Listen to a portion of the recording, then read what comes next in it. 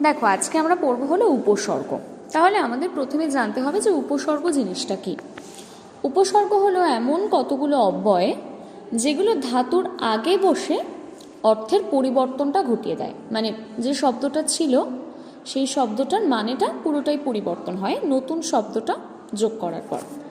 তো বাংলাতে বাংলা ভাষার ক্ষেত্রে যে উপসর্গগুলো আমরা ব্যবহার করি সেই উপসর্গগুলো যদি শ্রেণী বিভাগ করা হয় তাহলে মোটামুটি 3টে শ্রেণীতে ভাগ করা যায়। সংস্কৃত উপসর্গ, দেশি বা বাংলা উপসর্গ, আর একটা হলো বিদেশি উপসর্গ। তাহলে আমি রিপিট করছি কি কি বললাম। সংস্কৃত উপসর্গ, দেশি বা বাংলা উপসর্গ আর বিদেশি উপসর্গ। সংস্কৃত উপসর্গর কিন্তু সংখ্যা 20টি। এই জিনিসটা মনে রাখবে তোমরা। সংস্কৃত উপসর্গ একদম পুরো এক্স্যাক্ট 20টিই আছে, ঠিক আছে। এই 20টাই চলছে বহুদিন ধরে। তো সেই 20টি শব্দ আমি বলে দিচ্ছি। প্র, পরা, অপ, সম, নি, অব, অনু, নিহ, দুহ, বি, অধি, সু, উত, পরি, প্রতি, অভি, অতি, অপি, উপ, আ।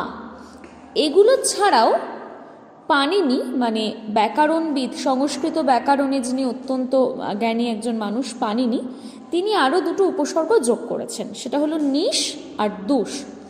তো একমাত্র তার মতে সংস্কৃততে উপসর্গ সংখ্যা হলো 22টি। আর এছাড়া বাকি সকলের মতে সংস্কৃত ভাষার উপসর্গ সংখ্যা কিন্তু 20টি। ওকে, তাহলে এবার দেখো, জানি না আমি তোমাদের কতটা কঠিন মনে হচ্ছে ব্যাপারটা, কিন্তু ব্যাপারটা একদমই কঠিন না। উপসর্গ জিনিসটা অত্যন্ত সহজ।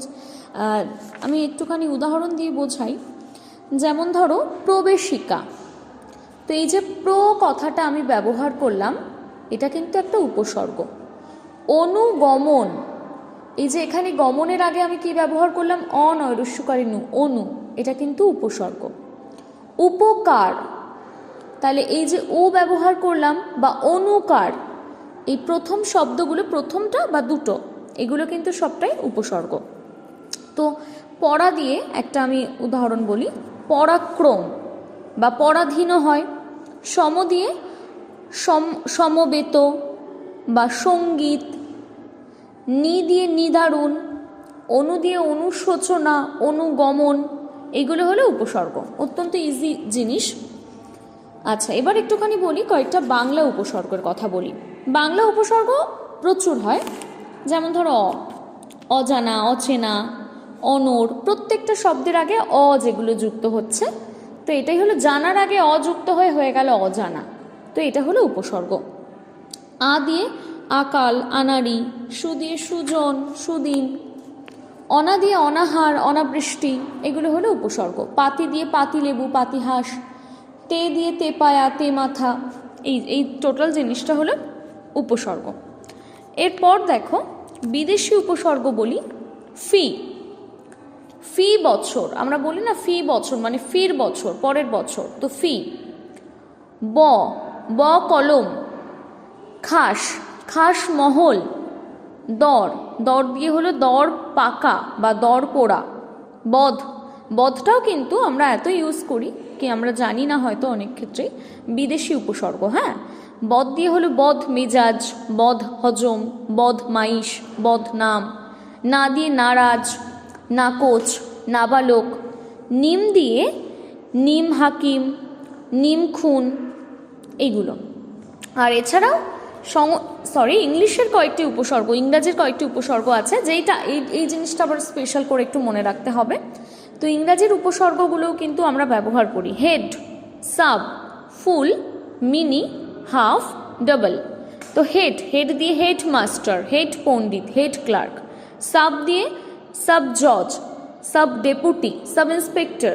ফুল দিয়ে ফুল হাতা, ফুল বাবু, ফুল স্কুল। মিনি দিয়ে mini bus, mini skirt, mini বই।